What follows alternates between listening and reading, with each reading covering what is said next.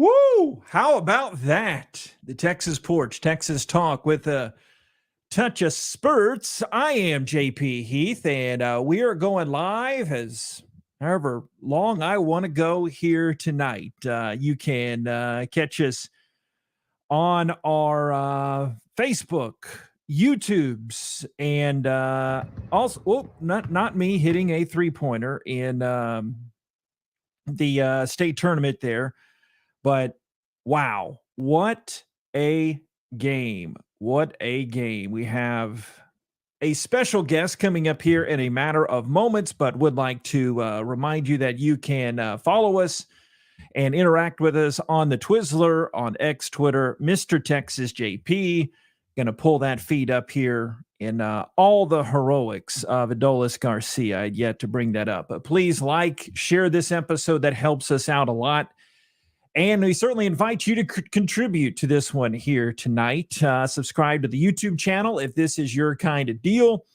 And any and all comments, silly or not, are certainly welcome. What you think, what you got, where you at in this one. But joining me now, the former, who knows more baseball than this guy, the former almost walk-on at Eastfield Community College, a guy whose high school baseball career ended with me making him late because we were playing Nintendo. The longtime member of this crew, we couldn't get Josh because he did have day job duties tonight. We have the one and only Mitchell Y. McDeer Leathers.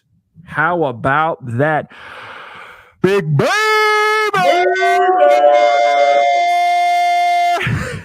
Oh, yeah. Oh, yes. How about that? Man, let me just say, did you kind of feel it? Did you feel it coming on? Eventually. I thought it was coming on, man. Those last couple innings, you could feel it. I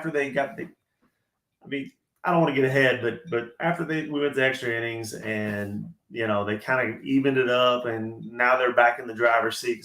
I just felt like it's coming. It's coming. Yeah, I didn't feel good early, but late, I felt a lot better. You're right. It started percolating a little bit, and then I thought it was going to happen in the 10th. I've got my play-by-play nerdy notes coming up here. But speaking of which, you'd be proud of me. Oh, wow. You scored it? How about a little third grader box score, whatever. Nice. Big props to you. Big props to you. That's cool. You got the old school block tee too. I don't know if I've seen that one or you haven't worn it in a while. Of course, we haven't been to a game in a while. Bad friends. But yeah, we're representing the tees. And it's a fun one here tonight. Giddy as Adolis Garcia, by the way, if you do not know somehow, walk this one off. Man, spoiler alert. And yeah, spoiler alert if you're taping it. My dad's DVR ran out. Oh, no. He saw the highlight and then, he pieced it together, then got to hear me react to it live. But we were meant to do this show together here tonight. 32 years to the day. My bandwagon Twins, did you know, beat your bandwagon Braves when Jack Morris pitched a 10-inning complete game. And also very cathartic. I've got the call here. I meant to play Jack Morgan special. Jack Morris as well. Morris. Details, schmeetails. And also, I should have known 12 years to the day that David Freese broke our Rangers' hearts with his double off the wall. As Eric Nadell just pointed out to me, I think I have it queued up, Ron Burgundy. Here is that final call with Adolis walking it off for you strangers. Adolis Garcia was made. Leaps into the off the Diamondbacks. 3 balls and a strike. Here's the pitch. Adolis swings, and it's a high drive to right field. Going back is Carroll. He's at the wall. He leads. That ball is history.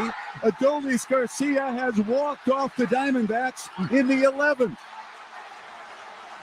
My goodness, he's done it again. The Rangers are awaiting Adolis at home plate. He throws off the helmet, leaps into the pile. And the Rangers have won it 6-5.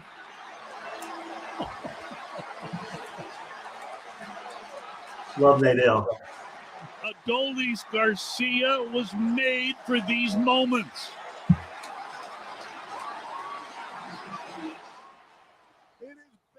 Great call. Are we breathing yet? Yeah, that got me all in the feels there. Yeah. You know, and actually, as excited as he got there, Nadell, he was a little understated on the call on the play itself, which I like because we got a game one. There's plenty of drama to happen. Mm-hmm. I think Nadell's a winner. I think he's pretty good. What do you think? Yeah, he's decent at his job, right? He's okay, Hall of Famer. So I'll do my best. We'll do our best. I'll talk. Mitch will listen. Mitch will talk. I'll listen. But again, this is your show too. We want to know where you be listening from. And give us your comments if you're on the book or the tube. Even I've got the X Twitter open here. I'll check every now and then too. But man, that sports are fun a lot of times. And just after winning the state championship against those Astros, I felt a little bit, I don't know if anybody else is like this, but just being totally transparent, I felt a little bit of okay, I know it's the World Series. I got a little nervous leading up to the game, but it didn't feel like a World Series game. Even when the Rangers got those two early ones, I was like, okay, JP minds work. I know you'll get excited when you need to get excited. I don't know if it's like the sports heroin I've been used to was not up to that dopamine level just yet, but it eventually did, as you said, very astutely there at the outset. Outset, what preposition? Always mix that up. Go with on the outset, what? And then it got going there. So I'll just start. Okay, some of the highlights leading up to it. Yeah, here's where I noted it got very tense. First of all, Evaldi did not do a great job. He went 4 2/3 innings, had a rare below average postseason start. Didn't he? Go ahead. Didn't he have decent stuff though? I mean, it seemed to me like he had decent stuff. Maybe he just misplaced some pitches, but his stuff looked good. I mean, he was striking out guys. I think through the first, 3 innings, right? Like he retired the first, 8 guys he faced, first 6 guys that he faced. But once you saw the Diamondbacks, it's usually a basketball term or football term. Once they got their offense rolling, man, it just seemed like the Rangers were playing catch up because the Rangers had the 2-0 lead. And then they start putting pressure on the good guys. And it was immediately that Corbin Carroll, man. I didn't know much about him till kind of the All-Star break and just paying attention a little bit in the 2 Rangers series. But, man, he really fueled that tie 2-2, and then they go ahead. Another speedy play. They go up 3-2 in the third. A lot of scoring in the first half of the game, so to speak. The Rangers tied it 3-3 after Garcia got his first walk of the postseason. And then what an AB by Mitch, Banana Fanafo Fitch. Shout out to second grade teacher of Mitch. Miss Brown, who said that. Brown, yeah. Who said the whole music? No, it was the music teacher, Miss Brown. She loved to recite the song and have all of the other second grade kids recite Mitch, bitch, bo bit, whatever it is. she relished in second graders saying bitch. And even though we weren't still friends yet, we knew back then that was not exactly how it was supposed to go. Okay. So it was 5-3. Martell smashed that double to right center. Oh yeah. Before that, Pham had that one just dinged off. He's a beast. He dinged that one off the left center field deck, make it 4-3. Then Marte had that RBI double to make it 5-3. And then for the longest time, where are we? Why is this not playing? I'm here. Nothing happened. It was kind of building. It was going. Let's be honest. In the mid innings, it felt bad. Like it was. Yeah. It felt kind of bad because they jumped on them early. they came back, but you're still just kind of, I don't know, you feel decent. But once they didn't score for a couple innings, crowd was out of it, I think. So in the 4, 5, 6 innings, maybe even 7, felt pretty bad. Felt pretty bad. Looked like they were the Diamondbacks were going to take that game, just like they did Game 7 of the NLCS. Just like nobody put up a fight. The Phillies just kind of didn't put up a fight. Didn't look like the Rangers were. Yeah, you can see, even though I didn't watch every pitch of the NLCS, that you can see how they would have a team chasing them, because that's what the Rangers were doing after they got down or after it was tied, and then they started chasing them. But then Joe Mantiply, who's one of the coolest names. I think if my name was JP Mantiply, I'd be pitching in the bigs, but you'd be way more successful. Just a bit. But nothing doing, still 5-3 in favor of Arizona. So I noted in the bottom of the 8th, things started to get very tense. Obviously, the outs start to get limited. So there's 2 on for Nathaniel Lowe with 1 out. He gets jammed, and then Josh Young grounds out to end that thread, but still the same score for all those innings. Then shades of this day 12 years ago in reverse fashion. Great leaping catch by Garcia to end that top of the 9th. It might not have saved a run, but that was everything that Nelly Cruz wasn't on this date 12 years ago. And like every time a play like that happens, Carter had a play like that happen, I think in the Seattle series early in the postseason. Like, it's Nelly Cruz all over again. So then, but don't you? On that catch, I think that's exactly where it felt great. Like you just felt so good because he makes that catch. Then we're going to the bottom of the 9th. You're like, okay, well, this is how it happens. There's always a great play that leads to great offense, and it's going to happen. So I think from the 9th inning on, bottom of the 9th on, felt great. By the way, this is Podcast Mitch. You're joining us. For those that are coming up, we see the numbers skyrocketing once Mitch comes on. Podcast Mitch joining us. Josh, his mortal enemy, as in his contract, they can't be together on the same night. Yeah, by the way, we just glossed over the fact that what an upgrade from Josh Harvard. I mean, come on. What an upgrade. Wait, how do I do it? That's that guy saying it. Wait. Oh no, what's happened here? Do it. I can't. Speaking of upgrades, someone needs to upgrade me, but that ain't happening. You're stuck with me. But so we're going into the 9th inning, the bottom of the 9th, and Hicksy tells me on the Rangers radio call that the Rangers were, get this, 1-61 on the season when they were trailing after 8 innings. So Taveras walks exactly. Yeah, not good at all. Taveras walks to start the bottom of the 9th. Then Corey Seager pulls a high fastball, 418 feet deep to tie the game 5-5 in the bottom of the 9th inning. A guy that owns Globe Life Field. I'm glad he's playing for the right team now, as he just launched that one. Yeah. And you don't see a lot of emotion from him, but man, he was geeked after that one. He saves it. And then I get this, that Sports X Twitter tells me the Diamondbacks have played in 4 World Series road games in franchise history. Okay. They have allowed a game-tying 2-run home run in the bottom of the 9th 3 times now. What? Gulp. Okay, that's cool. How does that even happen?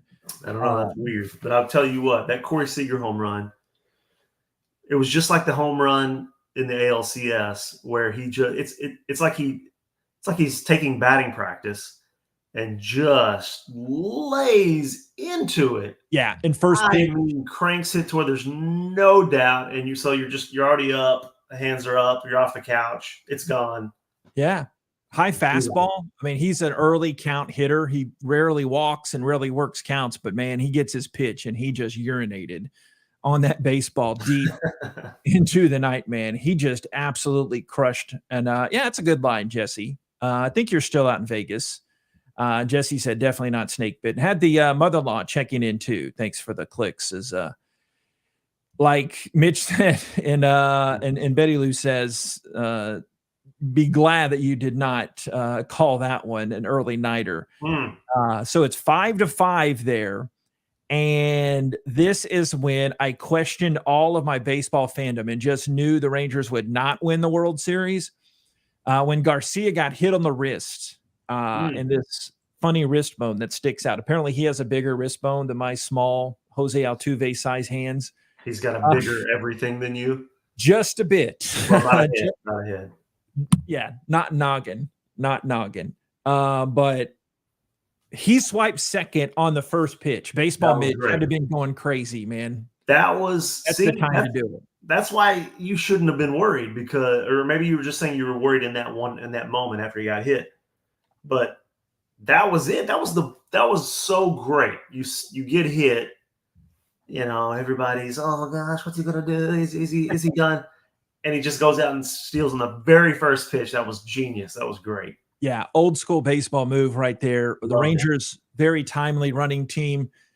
He swipes it. Here comes Austin Hedges, and he goes down on 3 pitches.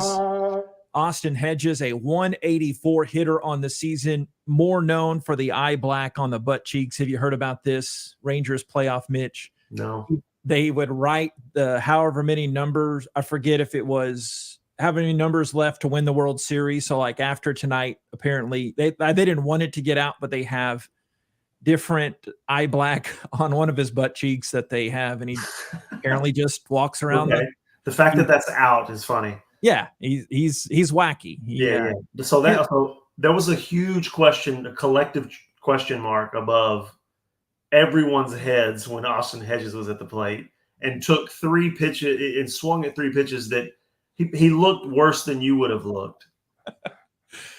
And that was because they had run for a Heim an inning before. I got a couple of texts on that. No, it wasn't a pinch hit, but still, it was just like I think everyone was just like, oh no. New guys, Mitch. You have a new lady after you there. So hey Amy, what's send me a DM. We love everybody in the Northeast Texas, wherever you are listening. Is that what people say? Do they say send me your DM? How many of you had tonight? I don't know. Yeah, Hedges is the team cheerleader. He is the team cheerleader. Great defensive catcher. I think that was an unheralded addition by CY at the deadline there. So team cheerleaders is always definitely a great compliment for a professional, sports guy. Yeah. He's the Jonathan Andreessen of Does anybody know that reference? Sorry, if you're somehow watching. I think what you mean is Jonathan Andreessen's probably a millionaire by now, right? Yes. Who has more money? Yeah. I knew it'd be a bad influence getting you on here. Josh always keeps me level, but you. Hey man. Yeah. So they go into extras. Podcast Mitcher. By the way, we want to hear from you. Thanks for the comments. Keep them coming in. On Twitter, Mr. Texas JP. On the Insta, I won't reply there, but on YouTube and Facebook as well. Those comments show up, and we like to get to them in due time. So you're going into extra innings. First extra inning game this whole postseason, not just for the Rangers, not just for the Diamondbacks, but the whole postseason. Leclerc comes on to start the 10th. And boom, how you like that? He goes 1, 2, and 3. So going into Bethel says it's the Woodford talking. Low walks to lead off the bottom of the 10th. And I'm feeling really good about Josh Young in this situation. And then he hits into a 6-4-3 twin killing. But Taveras draws his second walk. Simeon he promptly gets a single. That was good to see, at least, because one of my notes I wrote down is, man, what do you do to get Simeon going here? But then Seager, he's up left on left, and Bochy had pulled Carter out from the on-deck circle. But then Seager goes 4-3, so they didn't have to hit for Carter. But Leclerc then comes on top of the 11th for a second inning, and he's perfect again. So that gives you, some thoughts. Maybe he could go an inning tomorrow if he has to. But Carter leads off the bottom of the 11th. He works a good AB, but just got under it. And then Adolis Garcia hits one of the biggest, if not, just processing this, biggest homer in Rangers history. Outside, the only one that could be contention that, well, I mean, Seager late in that series against the state runner-ups, but a World Series with Trump and LCS, and Josh Hamilton in Game 6 12 years ago tonight hit that one. But yeah, as of now, don't want to be too much a prisoner of the moment. Adolis, man, things he's doing, they've just been otherworldly. Yeah. And you want to keep him ever since he had that 4 strikeout game in Game 6, had the granny into the Crawford boxes, and then since then, they can barely get him out. And it's a weird player that goes on an absolute terror after striking out 4 times in a row. I mean, that's pretty crazy. I had actually lost faith in him when he struck out 4 times in a row because he showboated, he'd gotten hit, he just kind of screwed up that game in the ALCS. Then he strikes out 4 times in a row and looks awful. And you're like, okay, I guess he's going to collapse. And then he just goes on the best playoff, run in, I don't know, a half decade. It's pretty insane. And as it was reminded, we played, for those just popping on, we played the clip. He passes with the 2 RBIs. He ties and passes David Freese for the most RBIs in one postseason history. And obviously, most of those are going to come in the last, 10, 15 years, just because at least the last 10 years, now that there's more games. Yeah. But still, that's definitely saying a big. He's okay.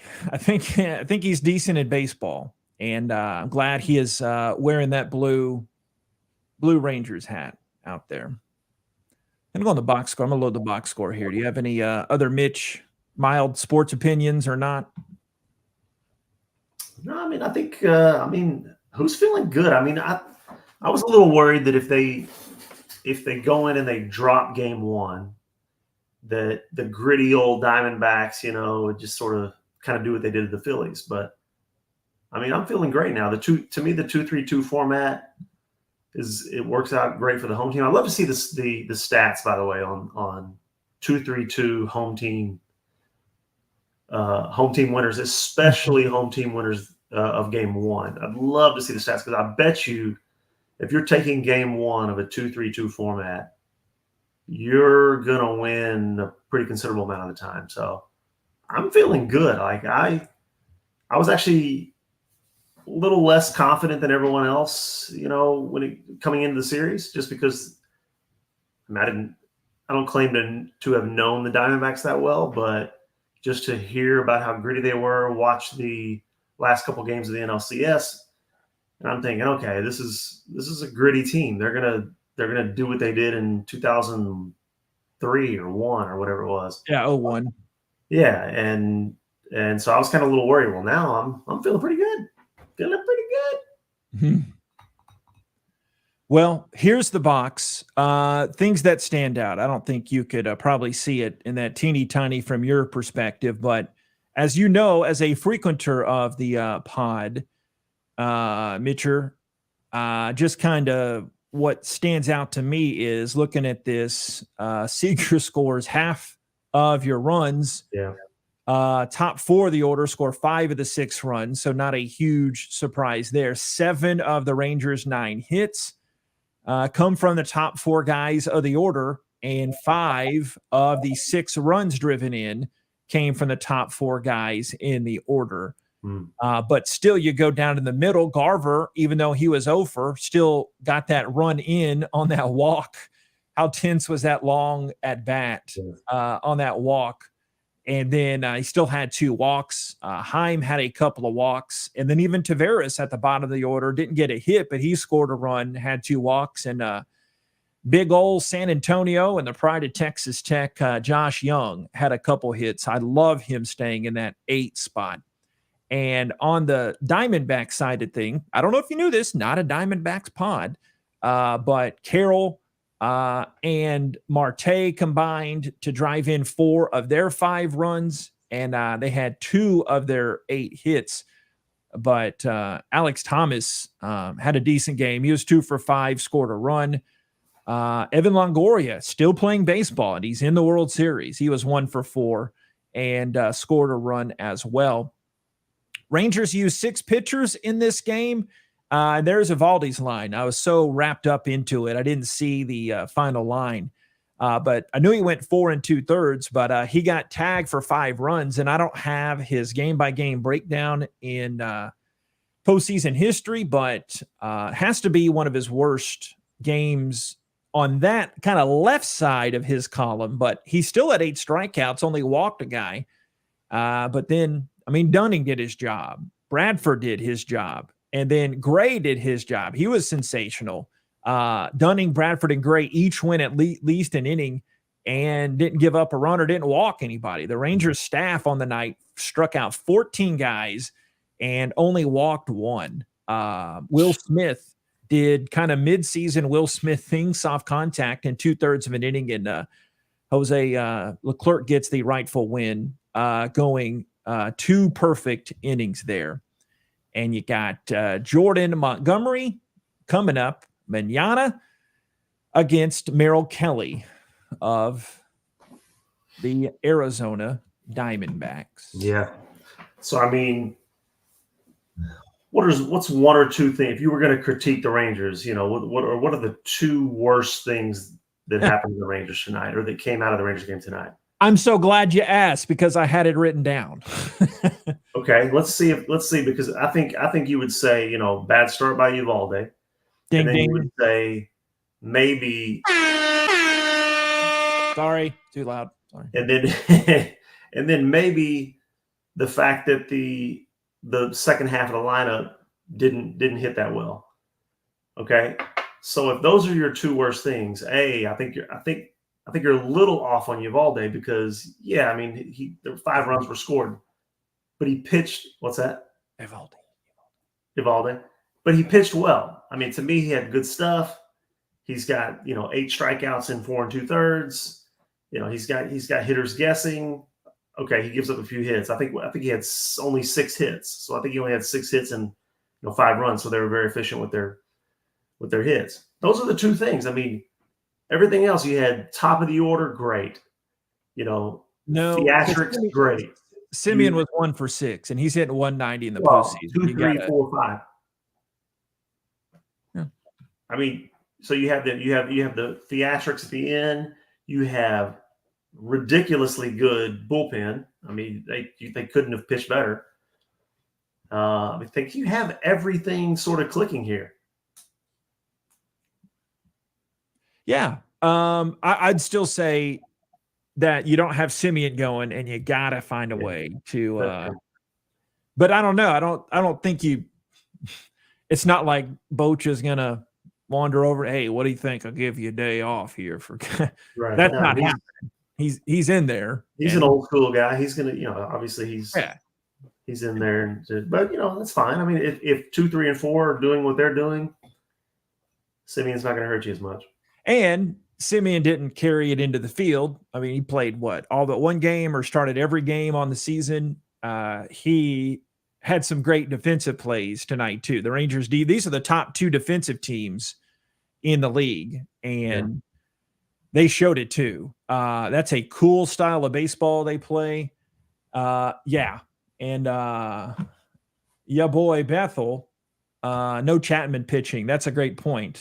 Man, that's a many stories in this playoff run is that Chapman is just that he's getting snubbed like no other. Although I think a snub implies some sort of wrongdoing. I mean, I think everybody agrees it's tense when Chapman's in there. So because baseball Mitch even knows that once you put him in, you have a reliever that's essentially going to give up a run. Not the best attribute in the postseason. So that's not gonna cut it right there. And it I don't know. He definitely he's definitely feeling it because in all the important moments, he's nowhere to be found. Yeah. Hey, but we got to come back and do it tomorrow. No sign from Josh here. I've not heard. Josh sometimes comments, but we haven't heard from him. So your arch nemesis. We kept the peace tonight. We kept you guys away from each other. Who is this? Josh who again? Harvard. He comes on the show, helps me out. Oh, okay. Josh Havard. Okay. Yeah. All right, Maine. Hey, that was fun. I mean, you should probably consider replacing Josh full time. He'll listen, and he probably wouldn't mind the break every now and then. As nice as he is and agrees to every dumb thing I suggest, he is a trooper. But so, yeah, maybe we can get a round table, get the old crew. And we do still have to have – we wrap up here now. We do have to have our State Fair episode coming up here soon and get to talk about why I have an old bed frame of mine in the back of my truck that I'm going to give Josh, whether he likes it or not. We got to do some shenanigans when we were helping the mother-in-law move recently. But we'll be back here tomorrow night. So all y'all that are out there, we shall return. Mitcher, broken Nathaniel O. bobblehead says you can have the rest of the night off. Thanks, man. Appreciate you, Braja. Same. That was fun. You want to get one more for the end? Rangers win 6-5 over the Arizona Diamondbacks. Big baby. Does anyone know that's a Joe Reynolds impersonation? No. And I've been listening to a lot more Biggie recently, thinking about that. How Joe Reynolds would here 30 years later, I'm listening more to Biggie than I did back then. But so yeah. baby. Rangers win. Rangers win. 3 wins away from a World Series. Well, no, they're in the World Series. Well, a World Series victory. Okay. All right, man. All right. You behave. Have fun in sports. I will have fun in sports. Yeah, I got day job duty tomorrow, but we will definitely have a post-game pod after that. Big game tomorrow, yeah? Yes, indeedy. Tulsa. National in Tulane as well. Played Tulsa last night. Yes. It's okay. It's okay. You're close. Few hundred miles apart, but you were close. Tulsa. All right. Have a great, there we go. Mop towards the end. El Bombi. Thanks, Kevin. Appreciate you, man. Appreciate everybody for tuning in. Thanks for the comments. Please like or share that episode. This episode, it helps the AI overlords put it in the right people's phones and browsers. Have a great rest of this day or night. God bless you. God bless Texas. We'll talk to you next time out here on the Texas Porch. 3 more to go. Maybe more. Hopefully.